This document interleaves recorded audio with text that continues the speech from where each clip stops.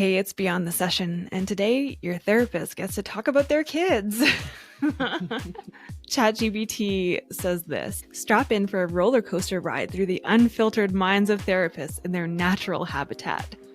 I think this one actually nails it today because we just started talking about some of the questions we want to go through today, and we're already getting worked out. We're happy parents. We're so happy that we are parents.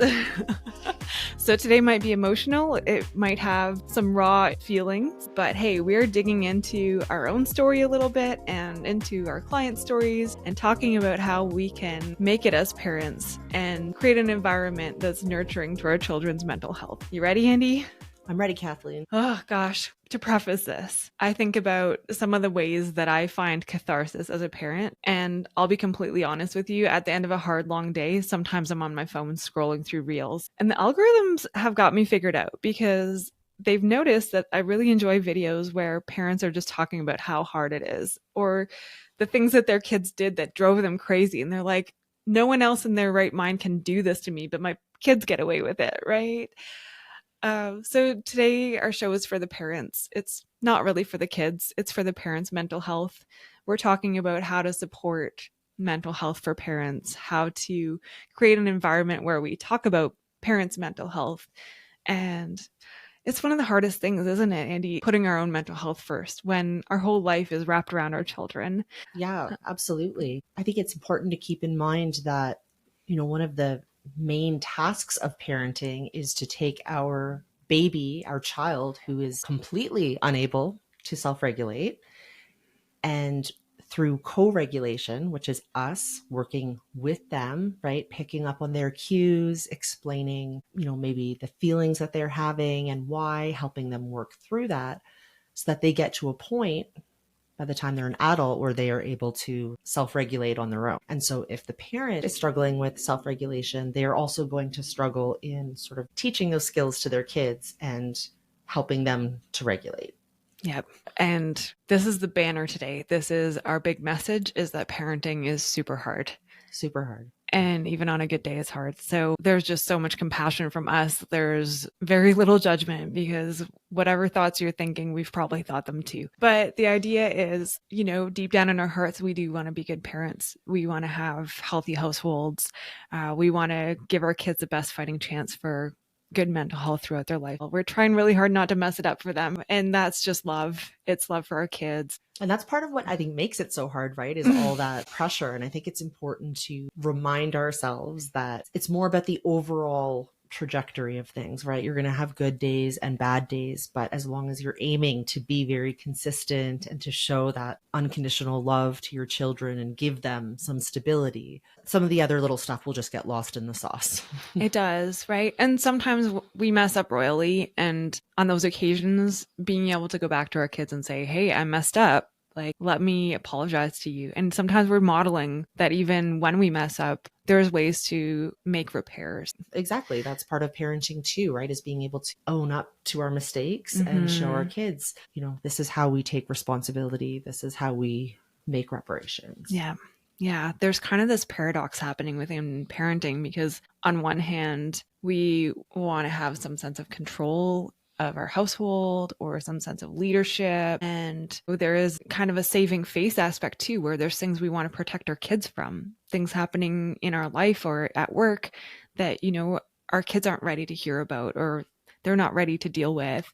So there is kind of that side of it. But on the other hand, we do want to be vulnerable as well. It's a tightrope that we're walking all the time on how much to give and how much to withhold. And we're going to do our best today. We're going to muddle through it and talk about some ways that we can create a good family environment for our kids. Gosh, you know what? As we're talking about this, I'm just thinking about the moment where I realized I was a parent. It wasn't pregnancy that did it. It was the day my first daughter was born when I realized that if I don't feed her, she will die. Right. Wasn't there I don't know if you had this, Kathleen, but leaving the hospital, I was like, they're going to let me just leave with this tiny baby that needs 24/7 care. Like, it really felt surreal that I was being entrusted with this. And I'm sure a lot of parents have had a similar sensation of, I am not qualified, or I thought I was, and now I don't know what I'm doing, or I do know what I'm doing, but it's still pretty scary. Yeah. No, it feels like a level up, right? You have that moment of like, okay, now it's on me. Like, I guess it's called responsibility. But realizing that now it's on me to take care of this child. And I think that I experienced it different than my husband did, right? For him, he started doing math. I love on shows when they make fun of husbands when they find out that their wife is pregnant, right? And I'm thinking about Gilmore Girls, which it's not my favorite show, but I just remember a scene where Suki's husband finds out that she's pregnant and he just goes off in the other room and he grabs a calculator and he's trying to figure out how to pay for their education. So I think, parents experience it differently. Both partners will, in different ways, feel that sense of responsibility for their child's well-being, different aspects of their child's well-being, whether it's their physical health or, their future that they're thinking about. We all kind of approach it from a different angle. Mm-hmm. But the bottom line is that we all kind of have that pull that's there in the background, and it often drives our activities in our day or even our overall life goals. Once we have kids, it's life altering. And once you have them, you can't really go back, right? So you're kind of in it for the long haul. We're hoping that we can provide some insights today that at least give you maybe some catharsis or some ideas of things that might be helpful. Or even just recognition that you're doing a good job. You are being proactive and listening to a podcast about parenting. So that shows that you care a little bit, at least, about your kids' mental health. That's a great point. I have a lot of clients who come in and they share their concerns about, not being the parent that they want to be or certain parenting choices that they've made. And, I always reassure them that the fact that you're even thinking about this, that you're bringing it to therapy, that you're able to even recognize your actions having an impact on your child, that already makes you a good parent. Mm-hmm. So I would encourage people, not to let the fact that, maybe you're hyper aware of all what you perceive as your flaws as a parent. That doesn't mean that you are a bad parent. It probably means you're a conscientious one who is trying your very best in something that does not have a clear rule book. Yeah, I think a good example, I'm always thinking about what my kids are wearing to school, and I care a lot that what they're wearing reflects that we're a good family, basically. I really want people to know that. So that's my own kind of chip on my shoulder. But I was sharing that with my sister-in-law, and my brother's talking over her shoulder saying, isn't it ironic that the people who worry most about people caring that they're a good parent are actually the good parents, right? The people that are making an effort to be good parents. And, it's not about your kids having good clothes. That's, I think, is quite frivolous in the grand scheme of things. But sometimes we are trying to measure ourselves against something that's unattainable.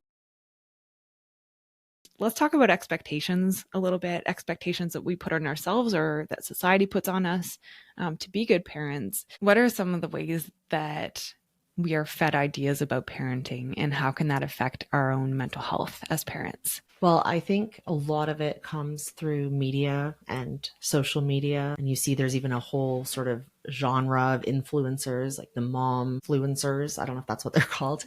Or there's family YouTube channels and Instagrams and things like that. And of course, like any social media, that can present a pretty skewed version or a version of reality that does not look like our own, which is okay. There's media, there's different tropes that are used within TV and movies and things like that can encompass ideas around masculinity and femininity and what is a good parent and what isn't.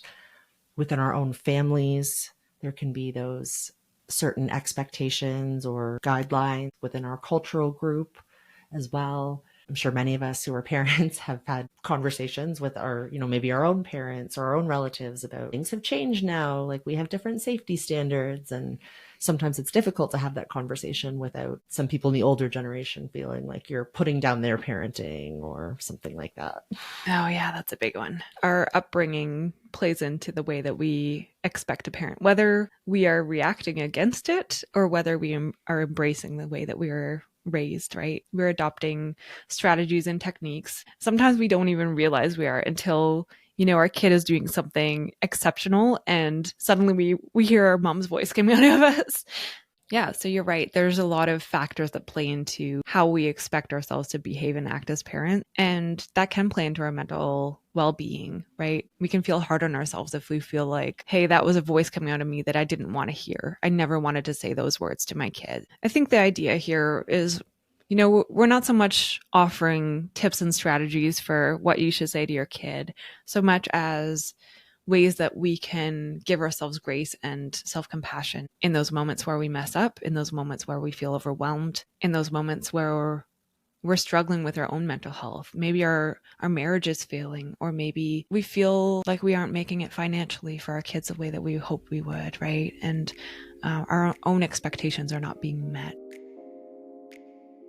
How can we create an environment that is beneficial to our own mental health as well as our kids, and model healthy behaviors for our children? Anybody who's been on an airplane probably remembers them talking about, the emergency procedure. When the oxygen mask drops down from the ceiling during an emergency, they tell you, make sure you secure your own mask for helping anybody else, including your children, anybody else. And that's such an apt metaphor for what we need to be doing in our own lives. I mean, as humans and as parents, right? We have to put our own oxygen mask on first, because if we're not well, we're not going to be able to take care of our children the way that we want to. And so that can look like different things, right? Whether it's going to therapy, reaching out for help from a friend. There's some really good free resources. If you're in the Simcoe County area, at New Path Youth and Family Services, they even have courses and webinars on positive parenting. Yeah, a lot of good free resources there. In some ways, as a parent, you're very alone, but you don't have to be fully alone. There's ways to reach out for support. You're right, Andi. And some of that is stuff we can do before we become a parent.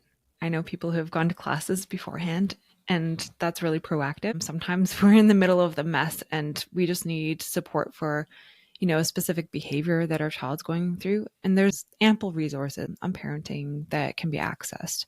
Back to the idea of the oxygen mask and putting it on for yourself before you put it on for your kids. I would say there are seasons in parenting where that's easier than in others, right? So for example, I remember seasons where I have a newborn and a toddler, and literally they're keeping me up all night. So then I'm just trying to get all the sleep I can.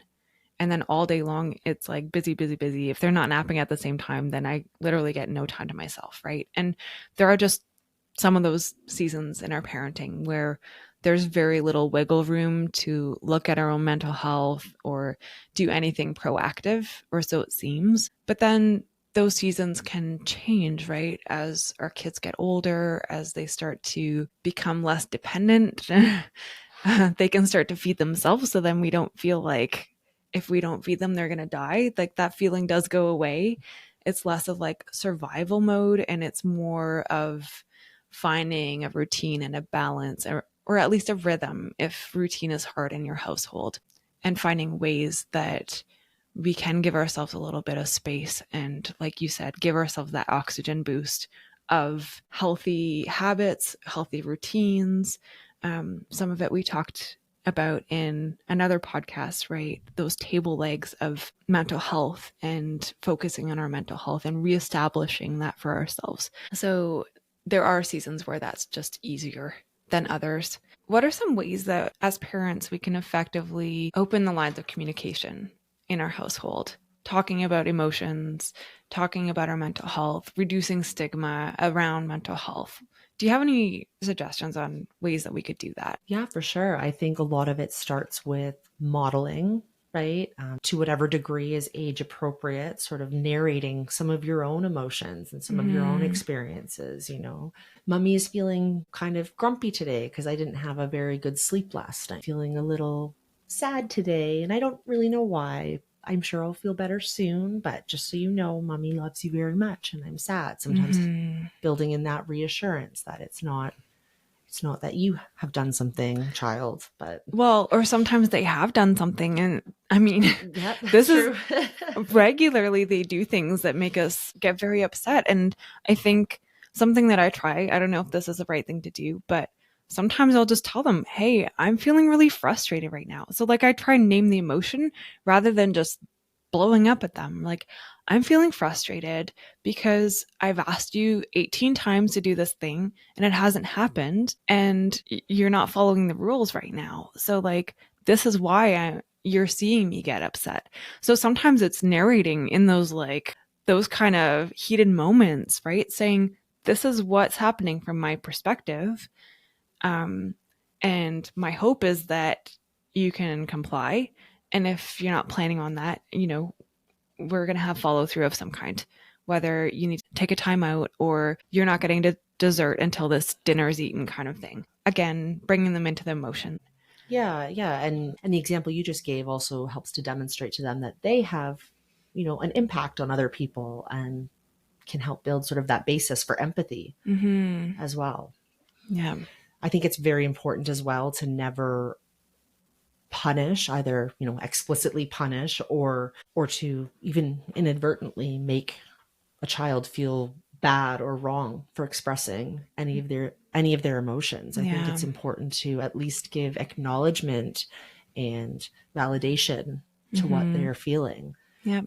A really good example of this, something I was thinking about recently actually, is bringing your child, dropping them off at preschool or at school for the first day. A lot of kids, will be pretty scared and they'll be saying, no, I don't want to go. I'm scared. I'm going to miss you. It's not going to be good, that sort of thing. And I think for a lot of us as parents, our instinct is to comfort them, right? And say, oh no, it's okay. It's okay. It's going to be fine. Which, of course, comes from a very well-intentioned place. Unfortunately, it can sort of inadvertently send the message that that emotion is not important or that it's not valid. So one example of how you might choose to respond in that situation is to agree and say, yes, it is pretty scary to go to a new place for the first time. Or, yeah, you probably will miss mommy a lot and mommy's going to miss you too. Letting them know that it's okay, it's normal, it's human to feel like that, and that they're going to get through it, and that, we're going to be reunited at the end of the day when I pick you up. Yeah. And some of that is just showing them, right? Demonstrating to them that what you're feeling is something that I've felt before too, that I sometimes feel, and letting them know that, I'm not a robot, right? Like, my feelings are important. Your feelings are important. Let's learn how to talk about those in a way that's positive to our mental health. Lindsay, I want to talk to you for a few minutes. This is a hot subject in our household since we parent together. We're always talking about how we can create a space that is healthy for our kids emotionally, a space where we can talk about mental health freely. What are some things that come to mind as behaviors that we've kind of built into our routine? Well, I think I want to start by saying that whatever we talk about here, we don't do perfectly. No kidding. So there are ideal situations or ideal behaviors for us. But I think that I just want to put a validation out there to all the parents that parenting is really hard and it does push you and you're tired. And I experienced this, right, where I act in ways that I wish I didn't act around my kids. Yeah. So I just want to reiterate and repeat that as well, that, parenting is not easy. So we're just talking about ideals here of what I would love for my behaviors to be like in terms of modeling for the kids, but it's not a way of saying it in a judgmental manner that you ought to be doing this. Well, we all ought to be, but we all fail at it regularly too. Yeah. No, it's aspirational, right? This is something that we're aiming for, that we're moving towards. We're not slacking in our parenting, let's say. We're trying our best to be proactive and use the resources and faculties that we have to have a healthy home. Yeah, so I think the quadrant I always come back to is the studies on parenting, which show the most adaptive style of parenting would require both and a high amount of accountability and being good at setting expectations for your children. Or setting the rules or the ground rules or training them, teaching them, giving them resilience. So all of those good things, but also at the same time, giving them affection, having the feel good moments and the cuddles and the laughter. Yeah. So you really need to have both. And I think what's difficult is it's so easy to swing into one or the other and make it confusing for them. Yeah. And it's going to be an ongoing contention to keep trying to do. I would also add that it changes as the kids grow older as well. Yeah. Because when they're younger, they need a whole lot more direction because they are not very smart yet. Right. Or it's like Andy was saying, right? We're so dependent and we have such a need to co-regulate. Yeah. Like we talk about this often, right? Like if I don't teach you to obey me, for example, then in the moment of danger, I can't trust that you will. If you're about to run off into the street and it's dangerous. And that's why I have to, when they're especially really little, I do have to expect that they listen and obey. And that might actually be kind of controversial these days. That is controversial. Yeah, because there's a lot of styles that are more about letting the child lead, which I see the merits of that. Yeah. Right? Because we don't want to stifle children's creativity or their Mm-hmm. autonomy, but they're not mature enough. I think this is my perspective, Mm-hmm. right? And that's why they do need to be trained.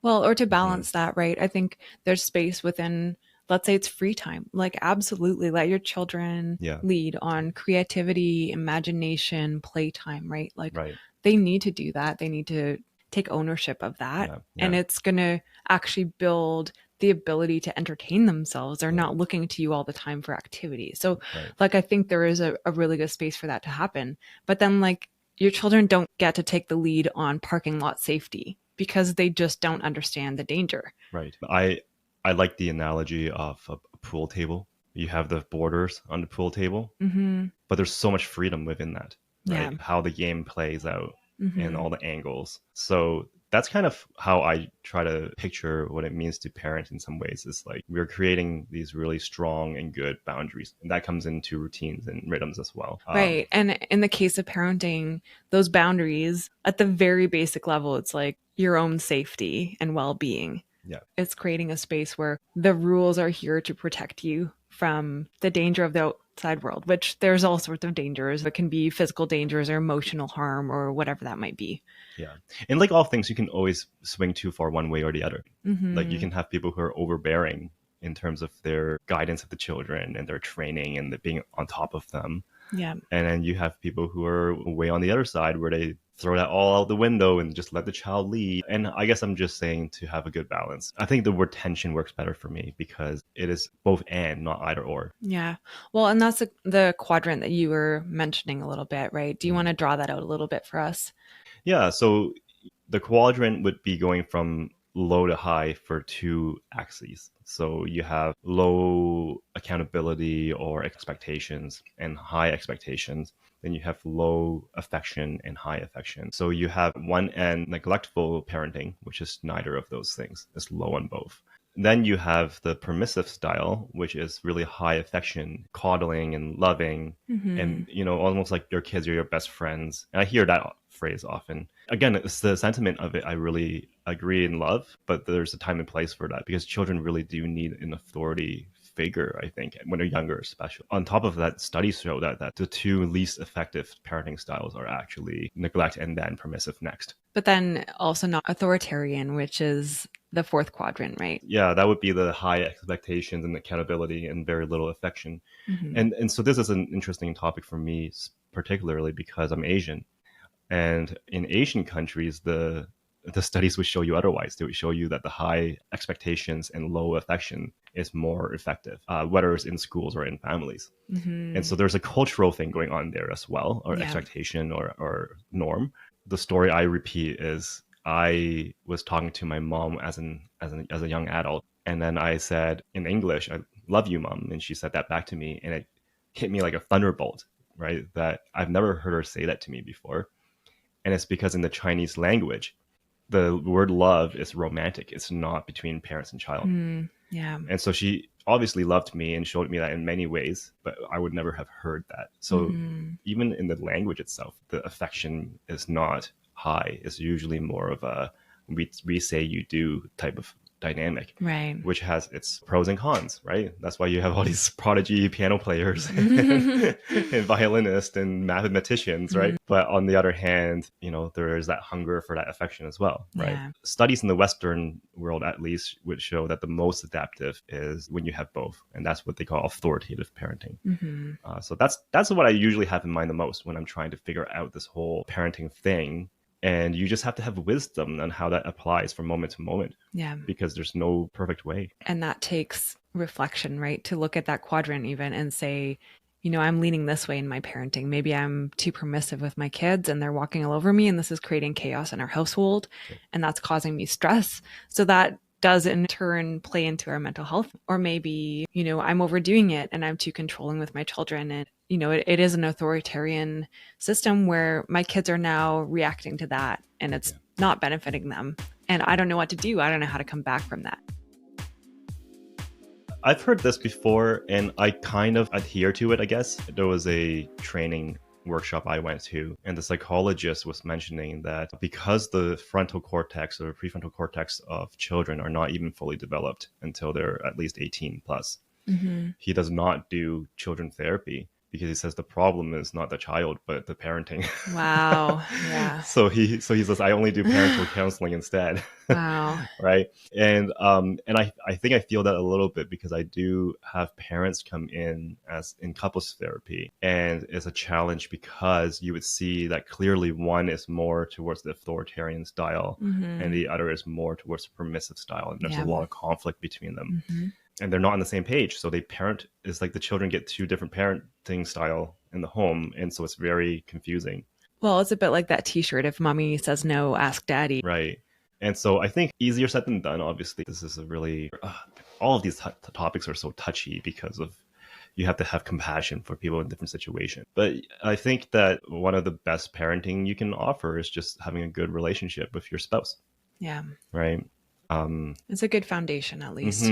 Yeah. And so, again, this is completely situational, talking about healthy relationships. When you have couples who are just very toxic to each other, then people make choices like separating and co-parenting instead. And they have to then deal with that reality and what they can do within their power in that reality. Exactly. Yeah. Right. So yeah, it is a very difficult topic. But in the ideal case, again, is that you would have parents that are committed to each other, sticking with one another, and then come into agreement on the parenting style. And that's why I usually, and I don't know how effective this advice is, but I usually tell people like, hey, why don't you guys take a couple of parenting workshops together and then discuss what you like or not like about it and see if you guys can come to an agreement where you guys hit middle ground a little bit on how you can lead and love your children. And I do like to go through like quadrants so that people can kind of get some self-awareness. Like, here's an objective outside framework for you to look at and measure, am I maybe too permissive or too authoritarian just because of my upbringing and what my expectations or understanding are, right? Our own upbringing, like our parenting style and where we find ourselves on that quadrant, a lot of times we are responding to the way that we are raised. We kind of touched on that before. If we had an authoritarian parental figure, then we might be permissive in our parenting style because we don't want to do what our parents did to us. Or, you know, maybe our parents were authoritative and we loved it and we're modeling that in our life. But at any rate, we are always responding to that, and our spouses too. So then they may have had a very different experience growing up. So then we're kind of taking these two different experiences and meshing it together into our household. And sometimes that gets messy, like you were saying. Right. And I think that's where a lot of communication has to be in play. And that's not easy, right? People sometimes are just not aware even. And so it takes humility to be able to say, you know what, I think I acted that way because of the history I have with my parents. And how should we act? Yeah. Because our unit is different and the times are different. So we have to adapt. Yeah. Right. Absolutely. No, and at times our kids get caught in the crosshairs. You know, they're in the middle of us trying to figure out what we're doing, and they know we're trying to figure out what we're doing. And sometimes, you know, they're just lost in the shuffle of it. And, you know, that might feel like a screw up to us, but again, it's an opportunity to come back and communicate with them and say, hey, we're not perfect. We mess up. It's hard to do this with another person. And we're doing the best we can to talk about it. We're doing the best we can to express our emotions and the way that we think we should do this. And we're trying to, you know, find compromise and middle ground here so that we can do it right. We want to do right by you, our kids, and by each other, right? Parenting is such a huge piece of couples therapy. You know, I think with all the quadrant talk, one thing to acknowledge too is that we are working with statistics with that, which means that you can have, like, again, it's not ideal to have neglectful parenting. It's the worst case scenario for a child. Right. But children are resilient. Yeah. Right. And they are able to find sources if it's not from the parents, right? There's other influences, friends or friends' families. They can still do well in life. Yeah. So I think that I have clients who come to me and they're just saying, I just really, really want to be a good dad. I just really want to be a good mom. Right. And there's always room for improvement. But I just remind them that, you know, the fact that you want to be already makes you a good dad or mom. Right, exactly. Right? That Yep. shows that you love them and that you're there for them. And that's alone is going to go so far. Mm-hmm. Yeah. And I mean, there's two things here. One is that, like you said, kids are so resilient. And I've seen kids come from homes where they beat every single odd in the book. They were up against it, right? There was abuse, there wasn't enough food, like all the things, all the different types of neglect, they've experienced it. And yet they saw that and said, I don't ever want to be like that to my kids. And they found support and they surrounded themselves with good examples. Maybe it was, a friend's parent that was kind to them or whatever. And that was just like life-giving to them. And they were able to then become amazing parents themselves. Yeah. So like there's examples like that. On the flip side, to the parents who are beating themselves up and thinking that they've completely messed it up for their kids, and they feel responsible for it, I think you can give yourself a little bit of grace knowing that it's your kid's story, right? It's their experience and they're going to make of it what they're going to make of it. Kids come from households where it's like perfect parenting, let's call it, where everything is going right in their household and they still make terrible choices. Whereas kids come from very messy households and where things are not going well and still do fine in life, right? So all that to say, it's your kid's journey and you're going to do your best for them. It's right to do that.